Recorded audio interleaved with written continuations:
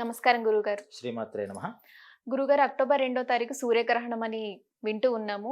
అయితే ఈ సూర్యగ్రహణం మన దేశం మీద ఎంత మేరకు ప్రభావం చూపిస్తుంది గురుగారు? ఒకవేళ మన దేశానికి గనక ఏ ప్రభావం చూపించకపోతే విదేశాల్లో ఉన్నవారు ఎటువంటి నియమాలు పాటించడం వల్ల మనకు మంచి జరుగుతుంది? దీన్ని మొట్టమొదటి గ్రహణం అంటాను నేను. హ్మ్. సూర్యగ్రహణము మొట్టమొదటిది. హ్మ్. మొన్న వచ్చిన చంద్రగ్రహణం అది కూడా మొట్టమొదటిదే. హ్మ్. ఏంటి మరి ప్రశ్న రావట్లేదు మీకు? ఇంత మునుపు గ్రహణాలు లేవా? ఉన్నాయి. కానీ ఇది ఫస్ట్ గ్రహణం. ఎందుకు ఈ ఫస్ట్ గ్రహణం అనాల్సి వస్తుందంటే, ఇంతకు మునుపు పంచాంగకర్తలు పలానా రోజు గ్రహణం అని రాసేవారు. ఆ గ్రహణం బట్టి మనం చూస్తే చంద్రుడు కనిపించకపోవడం, సూర్యుడు కనిపించకపోవడం జరిగేది. హ్మ్. చరిత్రలో మొట్టమొదటిసారి లేని గ్రహణాన్ని ఉంది అని ప్రచారం జరుగుతుంది. లేని గ్రహణాన్ని ఉంది అని. హ్మ్. దీంట్లో వాళ్ళు చెప్తున్న లాజిక్ ఏంటంటే, అంటే మనకి కనిపించకపోవచ్చు కానీ దోషం మనకు ఉంటుందిట. హుహు. భారతదేశంలో భారతదేశంలో కూడా ఉంటుందండి. కనిపించదు కానీ దోషాలుంటాయి. ఈ హుహు. రాశి వాళ్ళందరికీ ఇబ్బందులు వస్తాయి. హ్మ్. ఈ పలానా ప్రకృతులన్నీ కూడా విపత్తులు వచ్చేస్తాయి అని హ్మ్. చెప్పేస్తున్నారు. దాంట్లో వాళ్ళ లాజిక్ ఏంటి? మనకి లేకపోయినా సూర్యుడి గ్రహణం పడుతుంది కాబట్టి, హ్మ్. ఈ భూమికి సూర్యుడు ఒక్కడే కాబట్టి దోషం వస్తుంది అంటున్నారు. పాపం చాలా మంది జనం నిజమే కదా, సూర్యుడు ఒక్కడే కదా, ఆ దోషం వస్తుంది కదా అనుకుంటున్నారు. అసలు ఇక్కడ మనం ఫస్ట్ బేసిక్గా చిన్న 5th క్లాస్ స్టూడెంట్ అడిగినా చెప్తాడు, గ్రహణం అనేది సూర్యుడికి పడుతుందా అంటే పట్టదని చెప్తాడు. సూర్యుడు మింగేస్తాడా? సూర్యుడు మింగబడతాడా? కేతువు చేత సూర్యుడు మింగబడతాడా? మింగబడడు. కానీ మన శాస్త్రాల్లో ఇలా చెప్పారు కదండి అంటున్నారు, శాస్త్రాన్ని పూర్తిగా చూడక. కేతుగ్రస్త సోమోపరాగము అని దాని పేరు. దానికి మహాపరమని పుణ్యకాలం అని కూడా పేరుంది దానికి. హ్మ్. దాని పాపకాలం అని, అదో భయంకరమైనది మనం కనుక భావిస్తే ఖచ్చితంగా పాపం వస్తుంది. దాని శాస్త్రాల్లో ఏం చెప్తున్నారంటే పుణ్యకాలం. సూర్యగ్రహణం అంటే చాలా పుణ్యమైనది అని. హ్మ్. అసలు సూర్యగ్రహణం అనే మాటకి కేతువు యొక్క కేతువు అంటేనే ఛాయ అని, నీడ. ఆ నీడ చేత సూర్యుడు ఆవరింపబడతాడు అన్నారు. ఆవరింపబడేది అంటే ఏంటి? మన యూనివర్స్లోకి వెళ్ళిపోతే సూర్యుడి మీద నీడ పడితే అసలు నీడను కనిపిస్తుందా? కనిపించదు. ఎవరికి కనిపిస్తోంది? భూమి మీద ఉన్న వాళ్ళకి.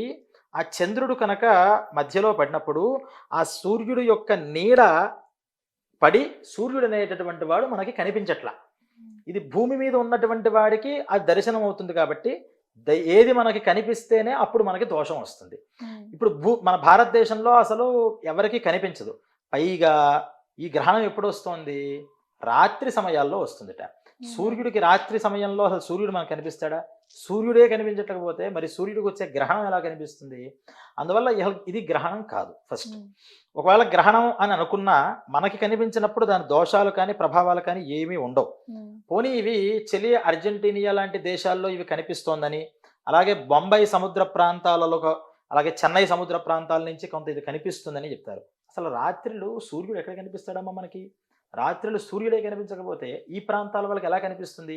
అది అసత్య ప్రచారం. అసలు విదేశాల్లో కూడా ఇది లేదంటారు. విదేశాలలో కూడా లేదు. ఎందుకంటే వీటిని పెనుంబ్రాస్ అంటారు. హ్మ్. మనం గ్రహణం అంటే ఎక్లిప్స్. ఇది ఎక్లిప్స్ కాదు, పెనుంబ్రా. పెనుంబ్రా అంటే ఇందాక మనం చెప్పుకున్నటువంటి ఆ నల్లటి చీకటి ఏదైతే ఉందో ఆ చీకటిని ఉంబ్రా అంటారు. ఆ చీకటికి కూడా మళ్ళీ ఛాయ ఉంటుంది. ఆ ఛాయని పెనుంబ్రా అంటారు.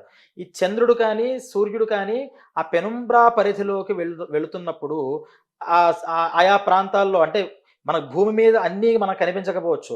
నిజంగా మనం అక్కడ మన గగనాన్ని వాళ్ళు విశ్వాన్ని పరీక్షణ చేస్తూ ఉంటారు కదా, వాళ్ళకి అది కనిపిస్తుంది, ఓ సూర్యుడు ఛాయలో పడ్డాడు అని. దాన్ని ఏమంటారంటే ఛాయాగ్రహణము అని, లేదా ఛాయాకల్పం అని, లేదా పెనుంబ్రా అని ఇంగ్లీష్ పరిధిలో మాట్లాడుతూ ఉంటారు. వీటిని గ్రహణం అనడానికి లేదు. గ్రహణము అంటే ఇందా చంద్రగ్రహణం విషయం మాట్లాడుకున్నప్పుడు చంద్రుడు ఆ భూమి యొక్క పెనుంబ్రా ఛాయలోకి పూర్తిగా రావాలి, వచ్చినప్పుడు అవుతుంది. ఈ సూర్యగ్రహణము అనుకున్నప్పుడు సూర్యుడు అనేటటువంటి వాడు ఆ ఉంబ్రా ఛాయలోకి పూర్తిగా ఈ భూమి వెళితే అప్పుడు సూర్యుడు కనిపించడు. కాబట్టి కనిపించకపోవడం వల్ల సూర్యగ్రహణం అనేది మనకి వస్తుంది. ఇప్పుడు అది గ్రహణమే కాదు, లేని గ్రహణం గురించి మొట్టమొదటిసారి, అందుకనే ఇందాక నేను ఇది ఫస్ట్ గ్రహణం అన్న కారణం ఏంటంటే లేని గ్రహణాల గురించి వచ్చింది. ఇది ఎందుకు మనం ఇంత అపోజ్ చేయాలంటే, నిజంగా గ్రహణాలు వచ్చినప్పుడే అనేక హేతువాద సంఘాలు, నాస్తిక సంఘాలు, వీళ్ళందరూ కూడా మీరు గ్రహణానికి నియమాలు పెడుతున్నారు, గర్భిణీ స్త్రీలు అటు ఇటు కదలకూడదు అంటున్నారు. మేము ఇప్పుడే తింటాము అని సామూహిక భోజనాలని పెట్టి వాళ్ళంతా దీని మీద దాడి చేస్తున్నారు. నిజమైన శాస్త్రీయమైనటువంటి వాటికి గర్భిణీ స్త్రీలు మాకు అనేక మంది తెలుసున్న వాళ్ళలో కూడా గర్భిణీ స్త్రీలు ఇటీవల అంటే ఆధునికంలో పూజలు పునస్కారాలు లేవు, బొట్టు ఏమి కట్టు బొట్టు అక్కర్లేనటువంటి వాళ్ళు కూడా వాళ్ళు కొంత సాహసం చేసి గ్రహణ సమయాల్లో మా మీద మేము చూపిస్తాం, మీకు ప్రయోగం చేసి చూపిస్తాం, గ్రహణం వస్తుంది నేను గర్భిణీ స్త్రీని నేను తిరుగుతా తింటా అని చేసిన వాళ్ళకి వాళ్ళ పిల్లలు పుట్టినప్పుడు ఖచ్చితంగా గ్రహణం మొర్రి అని ఈ పై పెదవంతా కూడా కలిసిపోయి పుట్టడం, అలాగే ఒంటి మీద రంధ్రాలుగా పుడుతూ ఉండడం లాంటివి చాలా అనుభవాలు ఇప్పటికీ ఉన్నాయి. అంటే మనం నమ్మినా నమ్మకపోయినా దాని యొక్క ప్రభావం మన మీద ఉంటుంది. ఈ సోకాల్డ్ నాస్తికులు కానీ హేతువాదులు కానీ ఇటువంటి ప్రయోగాలు వాళ్ళ కుటుంబంలో ఉన్న వాళ్ళ ఎవరి చేత చేయించలేరు. వాళ్ళు ఏం చేయగలుగుతారు? మహా అయితే భోజనం చేస్తారు, గ్రహణ సమయంలో సామూహిక భోజనాలు చేయగలుగుతారు. ఈ భోజనాలు చేయడం వల్ల దానివల్ల వచ్చే దుష్ప్రయోజనం ఏంటంటే ఆత్మజ్ఞానం తగ్గిపోతుంది. మంత్ర సాధన చేయాలి కాబట్టి లోపల ఎంటీ స్టమక్తో ఉండండి అన్నారు. నువ్వు మంత్రమే అక్కర్లేని దానికి తిన్నంత మాత్రం నేను ఉపద్రవాలు రావు, కానీ గర్భిణీలు ఖచ్చితంగా పాటించాలి.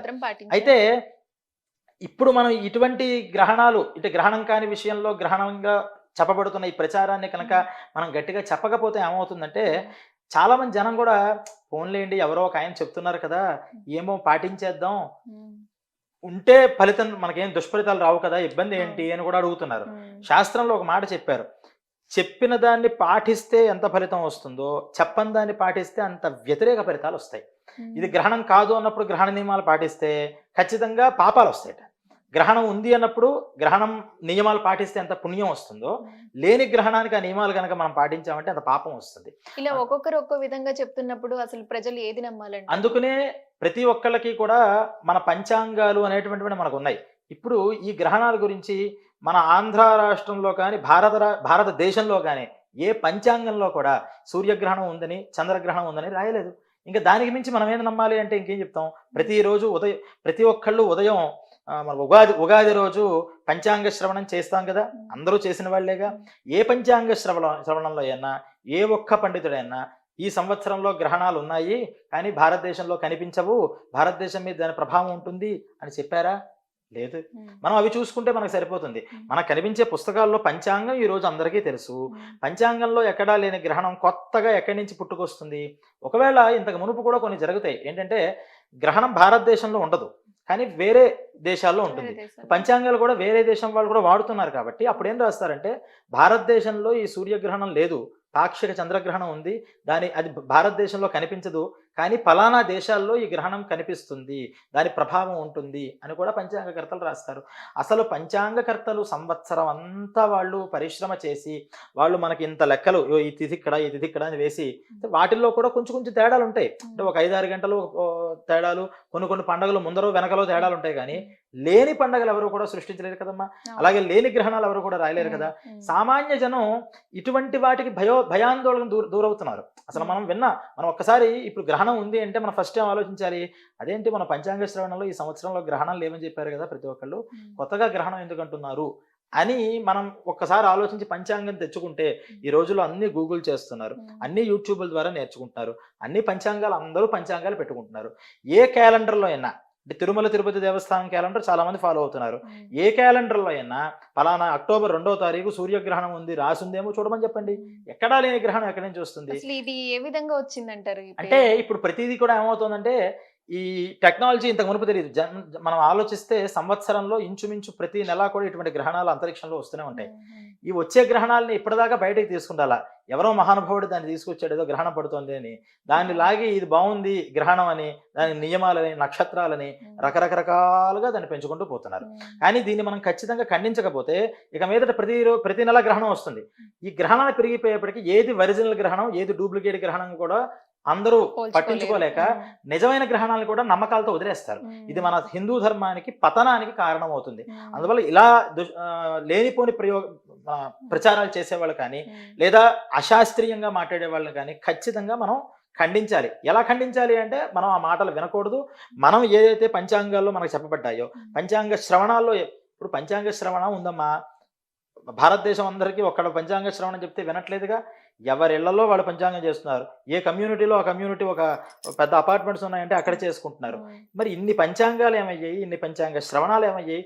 ఒకే మనిషి ఒక ఉగాది రోజు వాళ్ళ ఆఫీస్లో ఒక పంచాంగ శ్రవణంలో అటెండ్ అవుతాడు, బంధువులతో ఒక దగ్గర అటెండ్ అవుతాడు, వాళ్ళ ఇంట్లో ఒకటి చేయించుకుంటాడు, భక్తి టీవీలో మళ్ళీ చూసుకుంటాడు, లేకపోతే టీవీ9లో చూసుకుంటాడు, లేకపోతే మన ప్లస్ టీవీలో చూసుకుంటాడు. ఎవరికి ఏవి టీవీలో ఉన్నాయో అన్ని టీవీల్లోనూ చూస్తున్నారు. అన్ని ఛానల్స్లో చెప్పేవన్నీ వాళ్ళు ఫాలో అవుతున్నారు. మరి ఎక్కడైనా సరే చంద్రగ్రహణం గురించి కానీ సూర్యగ్రహణం గురించి కానీ చెప్పారేమో, గూగుల్ చేయమనండి అంటున్నాను నేను. ఈ వెనక్కి వెళ్ళి సూర్యగ్రహణ చంద్రగ్రహణాల గురించి పంచాంగ శ్రవణంలో చెప్పారా, చెప్తే ఫాలో అవుదాం, నేను కూడా ఫాలో అవుతా. అసత్య ప్రచారం వల్ల ఇలా పరమ అసత్య ప్రచారాలు, అందువల్ల ఇటువంటి అసత్య ప్రచారాలు ఎవ్వరూ కూడా దాన్ని పట్టించుకోవద్దు. లేనిపోని భయాందోళన పెట్టుకుని ఆ చేసేస్తే మంచిది కదా అని చేస్తే కూడా మహాపాపాలు వస్తాయి. ఇదంతా కూడా వంశనాశనానికి కారణాలు అవుతాయి. అది మనం గ్రహించాలి. ధన్యవాదాలు గురుగారు.